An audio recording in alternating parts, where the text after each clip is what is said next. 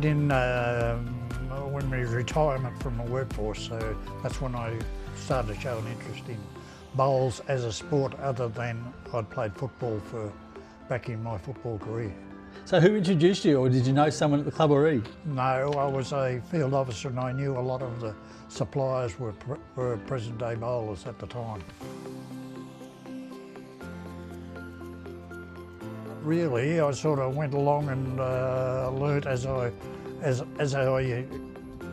tried to improve myself.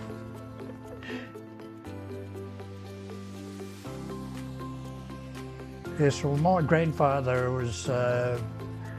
came out from Scotland, and their sons selected a farm in the Tongala area, and that's we've been here ever since. So how many years would that encapsulate? That'd be in total probably 100 years in total. So similar to the Tongala Bowling Club? Yes. Oh yes, there was quite a few friends that were playing, and some enjoyed it and some didn't.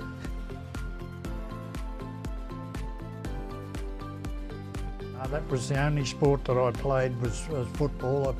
I played in 2 second 18 premierships and the senior premiership team. Which year was the senior premiership team? 1961. Was there any other bowlers that went on to play bowls in that team?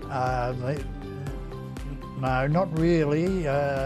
Keith Tenning would be the other bowler player that's probably remains today. Chuka a better bowler or footballer? Well, I'd say no, he's a better bowler.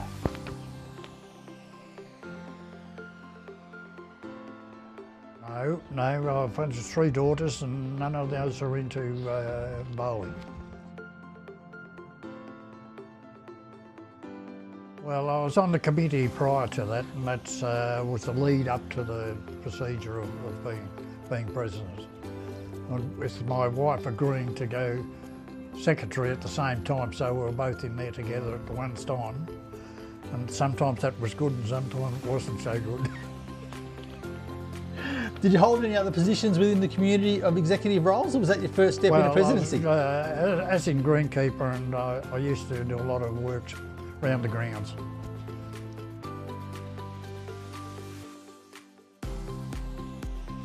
Well, back when I was share farming for a start, then I purchased a livestock superphosphate business in the township of Tongala, and that's where I really became associated with what was going on with farmers. I knew nearly every farmer in the district.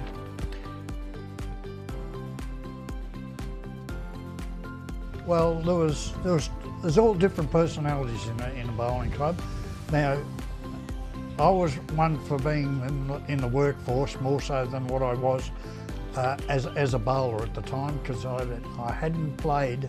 I've only played one game of Division 1 bowls, so I was down amongst the workers nearly all the time. So there's a group of people that sort of worked closely with you. Yes. Yes. Well. It was a challenge to be able to, because I was playing with my son-in-law, I had to play better. So that was a leading item that I had to concentrate on to make sure that I could be playing as good as what he was. So he brought the best out in you? He brought the best out in me, yes. Now, who was easier to play with, Mick or Maureen? Mick by miles.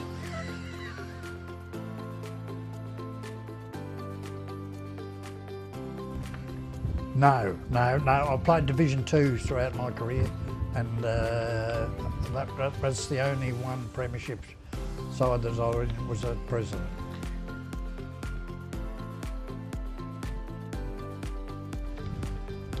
Well, the best lead bowler that I put in the team would be Keith Tenning. The reason? Well, he was consistent. And he wouldn't let anything deter him from what had happened. He would still put that same weight and put down beautiful bowls. At second, who would you have? Well, I'd put his brother in as second because Jeff Tinning was a good bowler as well, so what one couldn't do, the other one would. Third? Yes. Third, well, I'd probably put Des Purdy, I'd say, probably at the time when he was at the club, he was a very consistent bowler. Now, it's a really tough one for the skips role. Yeah, skips role, well, I've got to put the son-in-law in there, which may not sound right, but really he is a real good skipper.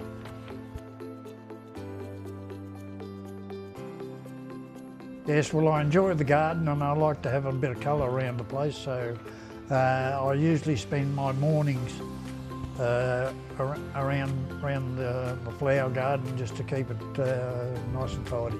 And do you ever get a chance to get down to the Bowls Club? Yes, every Friday night I try to get to the Bowls Club, unless there's a family turnout on, so I go back there on a Friday night to keep up with what's going on at the club. And what did it mean when you were made a life member of the club, and what was the background behind being made that? Because it's very elite at the moment. There's only 24 names on that list. Yes, well, at the time that I was there working around the greens, we had a major overhaul with the greens. We converted them from Wagga Cooch to Tiff Dwarf, and we also replaced all the ditches, and I put Tower Sows over there working there, getting that in, and that sort of kicked it off anyway, I would think. Were you a better president or lawn bowler? I've been a better president, I'd say. Who were your right-hand men, the great volunteers? You only had to have a couple that you feel as they were there for you that whole time. Well, any of the Tinning families have been great workers around the club, like, and Jeff is still doing that today. Like, he's unbelievable. He's 90 years of age, but he still works around the club and does voluntary work there, and not being asked to do it. One great memory from those years. It might be a grand final, win a club title, or which one stands out?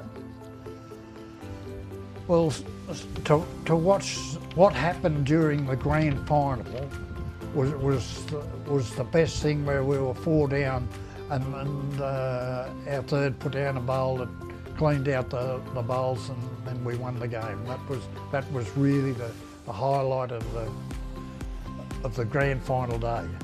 Do you remember making your speech? Did you make a speech at the end of it, or? Oh yes, we went back and opened the club up, and it went on most of that night. Give me a sentence that describes the Tongala community.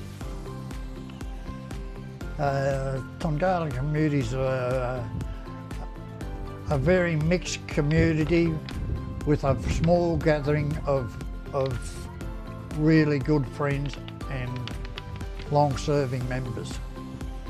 Now, if you weren't living in Tongala, where do you think you would be living? What would be your dream lifestyle? Well, I've been a fisherman all my life, so I would imagine I'd love to live on the river. Makes sense.